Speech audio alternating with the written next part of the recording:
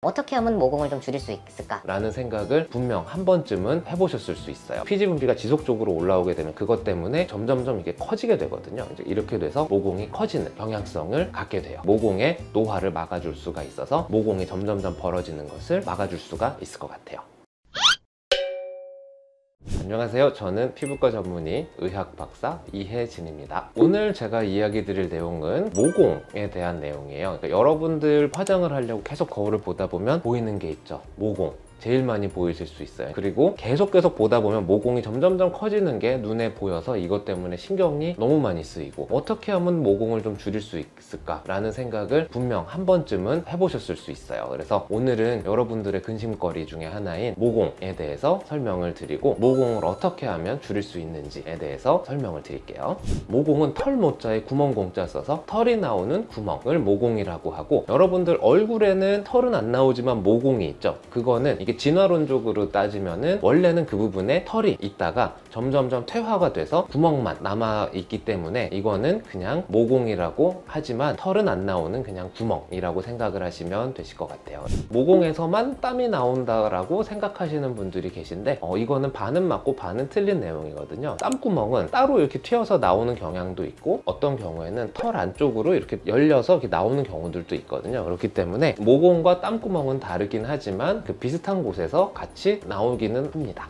모공이 넓어지는 이유는 한 두 가지 정도로 생각을 할 수 있는데요. 첫 번째로는 피지 분비량이 많아서일 수가 있어요. 우리가 이야기하는 모공은 필로세베이셔스 유닛이라고 해서 같이 묶어서 이렇게 자라나는 경향이 있거든요. 그래서 피지 분비가 지속적으로 올라오게 되면 그것 때문에 점점점 이게 커지게 되거든요. 이제 이렇게 돼서 모공이 커지는 경향성을 갖게 돼요.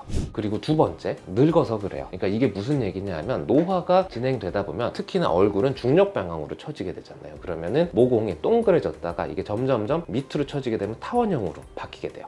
이렇게 되면 모공은 실제적으로 그렇게 커지진 않았지만 전체적으로 약간 타원형으로 바뀌면서부터 모공이 커진 것처럼 보여서 이렇게 눈에 확 띄게 될 수가 있는 것 같아요. 그리고 모공을 둘러싸고 있는 또 다른 근육들이 있거든요. 그래서 이런 근육에 힘이 빠지게 되면 이게 점점점 축 처지게 되고 이것 때문에 모공이 커지는 것처럼 보일 수가 있어요. 이러한 그 모공이 커지는 원인들이 있기 때문에 이러한 이 원인을 해결을 하게 되면 모공은 줄어들 수가 있게 되죠.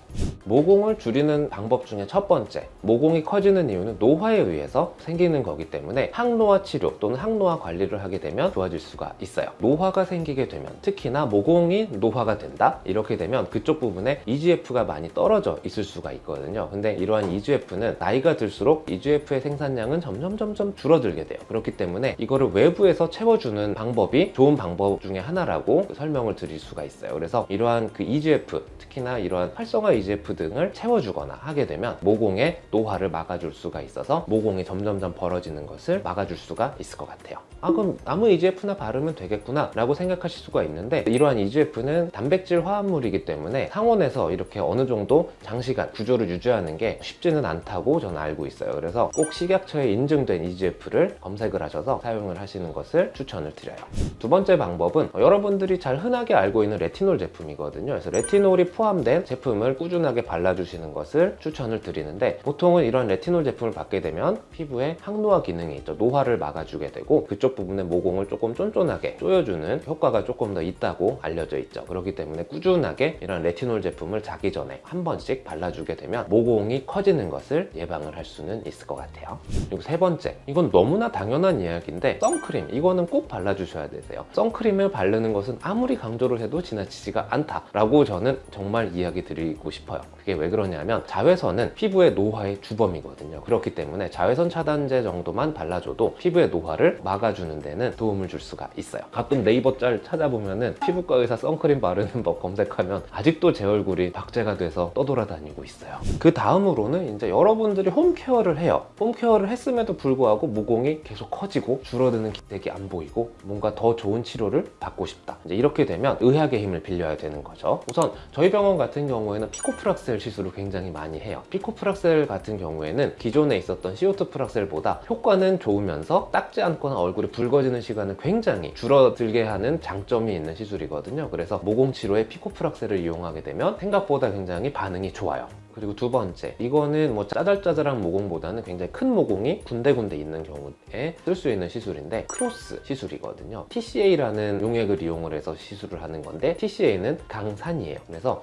강산인 용액을 모공 안쪽에 예리하게 약을 싹 발라주게 되면은 그쪽 부분이 인위적으로 화학적 화상이 일어나게 되거든요. 그래서 이런 화학적 화상을 입히게 되면 그 안쪽 부분에 새살의 형성이 촉진이 돼요. 이렇게 돼서 살을 차오르게 하는 그런 기법을 이용을 하기도 합니다. 그래서 모공이 너무 심하다 그러면 이러한 피코프락셀이나 TCA를 이용한 시술을 동시에 하기도 하고요. 요거는 피부 병변에 따라서 어떤 시술을 할지 선택을 해서 들어가기도 하죠.